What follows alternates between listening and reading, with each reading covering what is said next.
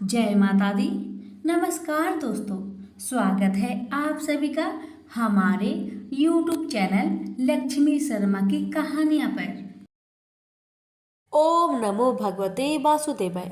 प्रिय भक्तगणों, आज आप सभी सुनेंगे मार्गशीर्ष महीने की 5वें दिन की महात्म्य कथा। ब्रह्मा जी विष्णु भगवान से बोले कि हे अजित, पंचामृत से स्नान कराने पर जो फल मिलता है और शंख में जल भरकर स्नान कराने से जो फल मिलता है, हे अच्युत, जो आप मुझे बतलाने की कृपा करें। श्री विष्णु भगवान ब्रह्मा जी से बोले कि जो मनुष्य मेरा दुग्ध अभिषेक करता है उनको प्रत्येक बिंदु में 100 अश्वमेघ यज्ञ का पुण्य मिलता है। दूध से अभिषेक कराने की अपेक्षा 10 गुना अधिक फल दही से अभिषेक करने पर मिलता है। दही से 10 गुना अधिक फल घी से अभिषेक करने पर मिलता है। घी से 10 गुना अधिक फल मधु से अभिषेक करने पर मिलता है। मधु से 10 गुना अधिक फल सकरा से अभिषेक करने पर मिलता है। और मंत्र पढ़कर गंध पुष्प जल चढ़ाने से सबसे अधिक फल मिलता है। हे देवताओं में सिंह, जो द्वादशी अथवा पूर्णमासी को गौ के दूध से मुझको स्नान कराता है तो महापापों का नष्ट हो जाता है।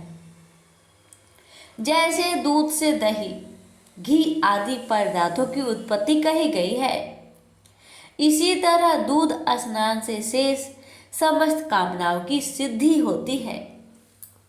दूध स्नान से सौभाग्य की प्राप्ति होती है। दही स्नान से मिष्टान भोजन और घी से जो मुझको स्नान कराता है वह मेरे पूर्व को जाता है। मार्गशीर्ष मास में जो मधु से स्नान कराता है वह स्वर्ग सुख भोग कर फिर से इस लोक में आकर राजा की तरह जीवन व्यतीत करता है। जो मार्गशीर्ष में दूध से मुझको स्नान करवाता है वह इस पृथ्वी पर गज अश्व रथ से पूर्ण राज्य को पाता है।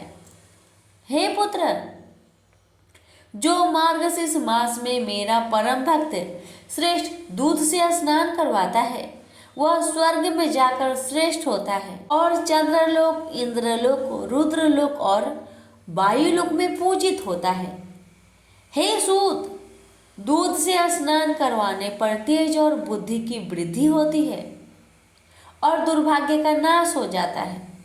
जो मनुष्य मार्गशीर्ष मास में मुझको पंचामृत से स्नान करवाता है, हे महाराज, वह मनुष्य इस पृथ्वी पर बंधु गणों से शोचनीय नहीं होता। हे सूत, जो कपिला गौ के दूध से स्नान करवाता है वह मनुष्य 100 कपिला गौदान के फल का भागी होता है। जो देविक तीर्थ जल को शंख में भरकर मुझको स्नान करवाता है वह मार्गशीर्ष मास में एक बिंदु जल से भी अपने कुल का उद्धार कर देता है। और जो मनुष्य कपिला गौ के दूध को शंख में भरकर भक्ति भाव से मुझको स्नान करवाता है वह समस्त तीर्थों के फल का भागी होता है। जो शंख में अक्षत कुशा जल डालकर मार्गशीर्ष मास में मुझे स्नान कराता है तो वह भी समस्त तीर्थों के फल का भागी होता है। जो भगवान को मार्गशीर्ष मास में 8 बार शंख जल से भक्ति पूर्वक स्नान करवाता है वह श्रेष्ठ हो जाता है और मेरे लोक में वह पूजित होता है। हे सूत, जो 16 बार शंख जल से मुझे स्नान करवाता है वह पापों से मुक्त हो जाता है और स्वर्ग में जाकर पूजित होता है। और जो 24 बार शंख जल से मुझे स्नान करवाता है वह इंद्रलोक में जाकर चिरकाल तक वास करता है और बाद में इस पृथ्वी पर आकर राजा होता है। जो मार्गशीर्ष मास में 108 बार शंख जल से मुझे स्नान कराता है वह मनुष्य प्रत्येक शंख में 16 मासा स्वर्ण के तुल्य दान का भागी होता है। जो भक्त मार्गशीर्ष मास में शंख ध्वनि करके मुझे स्नान करवाता है, उसके पितर उस समय ही स्वर्ग में प्रतिष्ठित हो जाते हैं। जो 1008 बार शंख जल से मुझे स्नान करवाता है, वह सपरिवार महाप्रलय प्रत्न मुक्ति फल का भागी होता है। हे सुरश्रेष्ठ, जो नित्य शंख जल से मुझे स्नान कराता है, वह नित्य गंगा स्नान के फल का भागी होता है और देवता के समान आनंद करता है। हे सूत, जो नमो नारायण मंत्र पढ़कर शंख के जल से मुझे स्नान कराता है, वह समस्त पापों से मुक्त हो जाता है। जो शंख में तिल और पदोदक को रखकर वैष्णव महात्मा जनों को देता है, वह चंद्रायन व्रत के फल का भागी होता है। नदी, तालाब, कूप और बावड़ी के भी जल को शंख में रखने से सब गंगा जल हो जाता है। जो वैष्णव मेरे चरण जल को शंख में लेकर नित्य सिर से धारण करता है, वह तपस्वियों में श्रेष्ठ मुनि है। हे सूत, त्रिलोक्य में जितने तीर्थ है, वे सब तीर्थ इस लोक में मेरी आशा से शंख में वास करते हैं, इसलिए शंख श्रेष्ठ कहा गया है। जो वैष्णव मार्गशीर्ष मास में जल भरकर शंख को हाथ में लेकर इन मंत्रों से मुझे स्नान करवाता है, उस पर मैं प्रसन्न होता हूँ।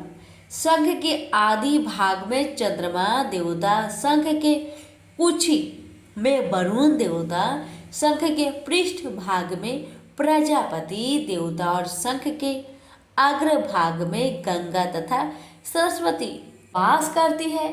जो इन देवताओं का नाम लेकर मुझे बिना आलस्य किए स्नान कराता है, उसके पुण्य की संख्या करने में देवता भी असमर्थ है।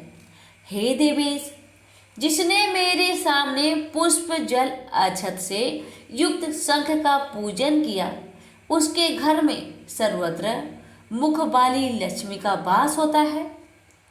जो शंख को चंदन से पूर्ण कर मेरा भजन करता है, तो मुझे 100 वर्ष के लिए परम आनंद होता है। जो शंख में जल पुष्प अक्षत रखकर मुझे अर्घ्य देता है, उसको अनंत पुण्य होता है। जो शंख में अर्घ्य को लेकर मेरी प्रदक्षिणा करता है, तो उस प्रदक्षिणा से सप्तद्वीप सहित पृथ्वी की प्रदक्षिणा हो जाती है। जो वैष्णव मेरे सिर पर घुमाकर गंगा जल से मंदिर का प्रोक्षण करता है, यानी छिड़काव करता है, उसके घर में अशुभ नहीं होता। जो मेरे चरण जल को शंख में लेकर अपने सिर में लगाता है, तो उसकी मानसिक चिंता दूर होकर न गलानी होती है और न ही किसी प्रकार का भय होता है। शंख जल को सिर पर देखकर ग्रह, राक्षस, कुष्मांड, पिशाच, सर्प और दानव ये सब 10 दिशाओं में भाग जाते हैं। जो उच्च स्वर से वाद्य बजाकर और मांगलिक गीत गाकर भक्ति भाव से मुझे स्नान कराता है, वह अवश्य ही जीवन मुक्त हो जाता है। प्रेम से बोलिए श्री कृष्ण भगवान की जय, राधा रानी की जय, लक्ष्मी नारायण की जय। अर्जुन बोले, हे श्री कृष्ण, आपने पहले कर्मों का त्याग करने को कहा, फिर कर्म की प्रशंसा करते हो। इन दोनों में से जो अधिक हितकर है, वह एक बात निश्चय करके बतलाए। श्री कृष्ण जी बोले, हे अर्जुन, कर्मों को त्याग और कर्मों का कर्ता ये दोनों ही मोक्ष प्राप्त करा देने वाले हैं, परंतु इन दोनों में कर्म त्याग से कर्म योग हितकर है। जो किसी से द्वेष नहीं रखता और ना किसी से पदार्थ की इच्छा ही करता है, वह नित्य सन्यासी है। सन्यास और योग को मूर्ख लोग ही अलग अलग समझते हैं। जो इन दोनों में से एक में भी अच्छी तरह स्थित हो जाता है, उसको दोनों का फल प्राप्त होता है। ज्ञान योगियों को जो स्थान मिलता है, वह स्थान कर्म योगियों को भी प्राप्त होता है। हे महाबाहो, कर्म योग के बिना संन्यास को प्राप्त होना दुष्कर है। कर्म करने वाले मुनिजनों को ब्रह्म प्राप्त होने में विलंब नहीं लगता। कर्म योग युक्त शुद्ध अंतकरण वाला मन तथा इंद्रियों को जीतने वाला संपूर्ण प्राणियों में अपनी आत्माओं को देखने वाला कर्म करता हुआ भी कर्म फल में लिप्त नहीं होता। योग युक्त तत्ववेता पुरुष देखते हैं, सुनते हैं, स्पर्श करते हैं, सूंघते हैं, खाते हैं, चलते हैं, श्वास लेते हैं, तो भी यह नहीं मानते हैं कि मैं कुछ भी नहीं करता। वे बोलते हैं, ग्रहण करते हैं, मूदते हैं, परंतु यही मानते हैं कि मैं कुछ भी नहीं करता। और यह मन में धारण करते हैं कि इंद्रियां भी अपने अपने विषय को बरतती है। प्राणी ब्रह्म में अर्पण कर संग को त्याग कर कर्म करता है। वह पाप में इस प्रकार लिप्त नहीं होता जैसे कि कमल पत्र पर जल नहीं ठहरता। योगी जन शरीर से, मन से, बुद्धि तथा इंद्रियों की आसक्त से रहित होकर आत्मा शुद्धि के निमित्त कर्म करते हैं। योग युक्त पुरुष कर्म फल को त्याग कर मोक्ष रूप शांति का लाभ प्राप्त करता है, और जो योग रहित है वह कर्म फल की इच्छा के बंधन में पड़ जाता है। और सब कर्मों को मन से त्याग करके प्राणी इस नौ द्वारा इंद्रियों की देह रूपी पूरी में ना कुछ करता है और ना कुछ कराता है, आनंद पूर्वक रहता है। परमेश्वर किसी को कर्म में प्रवृत्त नहीं करता। कर्म और फल को उत्पन्न करना ये सब प्रवृत्तियों के द्वारा होता है। परमेश्वर किसी की पुण्य तथा पापों को ग्रहण नहीं करता। जो अज्ञान से आच्छादित है उससे जीवन मोह को प्राप्त होते हैं, परंतु आत्मा ज्ञान के द्वारा जिसका अज्ञान नष्ट हो गया है उसका वह आत्मज्ञान परमेश्वर के रूप को ऐसा प्रभावित करता है जिस प्रकार सूर्य संपूर्ण संसार को प्रकाशित कर देता है। उसी परमात्मा में जिन मनुष्यों की बुद्धि स्थिर है और उसी में मन को लगाए रहते हैं, उसी में निष्ठा रखते हैं और जो सदा उसी के चिंतन में लगे रहते हैं, ज्ञान द्वारा जिसके सब पाप नष्ट हो गए हैं, वे इस संसार में पुनः जन्म नहीं लेते, क्योंकि ब्रह्म निर्दोष और सर्वत्र समान है। इसलिए वे ब्रह्म को प्राप्त हो जाते हैं। जो प्रिय पदार्थ को पाकर प्रसन्न और अप्रिय पदार्थ को पाकर खिन्न नहीं होते, ऐसे स्थिर बुद्धि वाले मोह रहित ब्रह्मवेता को ब्रह्म में स्थिर जानो, जो बाहरी पदार्थों में चित्त को आसक्त नहीं होने देता। वो ही आत्मा सुख का अनुभव करता है। इंद्रियों के स्पर्श से जो भोग किए जाते हैं वे वस्तुतः दुखदायी होते हैं। उनका आदि भी और अंत भी है। हे कौतन्य, ज्ञानी लोग ऐसे भोगों में रत नहीं होते। शरीर छूटने के पहले जो मनुष्य काम और क्रोध के वेग को सहन करने में समर्थ होता है वह योगी और सच्चा सुखी है।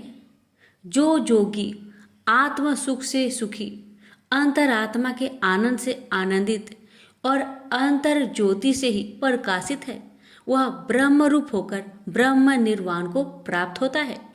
काम तथा क्रोध जिनमें नहीं है, मन के वेग को जिसने रोक लिया है, ऐसे आत्मज्ञानी योगियों को ब्रह्म निर्वाण सहज ही प्राप्त हो जाता है। बाहरी पदार्थों के संयोग से अलग रहकर दोनों भवों के बीच में दृष्टि लगाकर नासिका के भीतर चलने वाली प्राण वायु तथा अपान वायु को सम करके इंद्रियों, मन और बुद्धि को बस में करके इच्छा, भय तथा क्रोध को त्याग कर मोह की इच्छा करने वाले योगी जन जीवन मुक्त है। जो मुझको सब यज्ञों और तपों को भोगता, संपूर्ण लोकों का स्वामी और सब प्राणियों को मित्र जानते हैं, उन्हीं को शांति प्राप्त होती है। प्रेम से बोलिए श्री कृष्ण भगवान की जय। यहीं पर श्रीमद् भगवत गीता पाठ 5वां अध्याय समाप्त हुआ। अब सुनेंगे 5वें अध्याय का महात्म्य। श्री भगवान जी बोले, हे लक्ष्मी, अब 5वें अध्याय का महात्म्य सुनो। एक पिंगल नाम का ब्राह्मण अपने धर्म से भ्रष्ट हुआ। वह कुसंग में बैठा, मच्छी मांस खाता, मदिरा पान करता, जुआ खेलता। जब उस ब्राह्मण को जाति से बहिष्कृत कर दिया गया तो वह दूसरे देवयुग से पिंगल नाम के राजा के यहाँ नौकर हो गया। राजा से और लोगों की चुगलियां किया करे। जब बहुत दिन बीते तो वह धनवान और जवान हो गया और उसने अपना विवाह कर लिया, परंतु स्त्री व्यभिचारिणी आई। वह स्त्री को नित्य मारे। तब उस स्त्री ने दुखी होकर अपने पति को विष दे दिया, जिससे वह मर गया। फिर ब्राह्मण ने तोता का जन्म पाया। कुछ काल बीते, यह स्त्री भी मर गई। उसने तोती का जन्म पाया। तब वह फिर उस तोते की स्त्री हुई। एक दिन उस तोती ने तोते से पूछा, हे तोते, तूने तोते का जन्म कैसे पाया और पूर्व जन्म में तुम किस योनि में थे? सारा वृंतांत का हो। तब तोता बोला, हे तोती, मैं पिछले जन्म में ब्राह्मण था, अपने गुरु की आज्ञा नहीं मानता था। तब गुरुजी ने श्राप दिया कि जा, तू तोते का जन्म पाएगा। इस कारण मैंने तोते का जन्म पाया है। अब तू कह, किस कारण से तू तोती बनी है? तोती ने उत्तर दिया, मैं पूर्व जन्म में ब्राह्मणी थी। जब ब्याही आई तो मैंने पति की आज्ञा नहीं मानी। जब पति ने मुझे मारा तब मैंने एक दिन अपने पति को विष दे दिया और वह मर गया। जब मेरी देह छूटी तब मुझे नरक में डाल दिया गया। कई नरकों को भोगकर अब मैंने तोती का जन्म पाया है। यह सुनकर तोते ने कहा, तू बड़ी नीच है जो अपने पति को विष दे दिया। तोते ने कहा, नरक के दुख भी तो मैंने ही सहे। अब तो मैं तुझे अपना पति मानती हूँ। एक दिन वह तोती वन में बैठी थी। वहां गिद्ध आया। तोती को उस गिद्ध ने पहचान लिया और वह उस तोती को मारने दौड़ा। आगे आगे तोती, पीछे पीछे गिद्ध। उड़ते उड़ते तोती एक शमशान भूमि में थक कर गिर पड़ी। वहां एक साधु का दाह कर्म हुआ था। उस साधु की खोपड़ी वर्षा के जल से भारी हुई थी। इतने में गिद्ध आकर उस तोती को मारने लगा। खोपड़ी की जल से उसकी देह भीग गई और दोनों आपस में लड़ते लड़ते मर गए तथा अधम देह छूटकर देवदेही पाई और विमान आए। उस विमान पर बैठकर दोनों बैकुंठ को गए। वह खोपड़ी एक साधु की थी जो गीता जी के 5वें अध्याय का पाठ करता था। प्रेम से बोलिए लक्ष्मी नारायण की जय।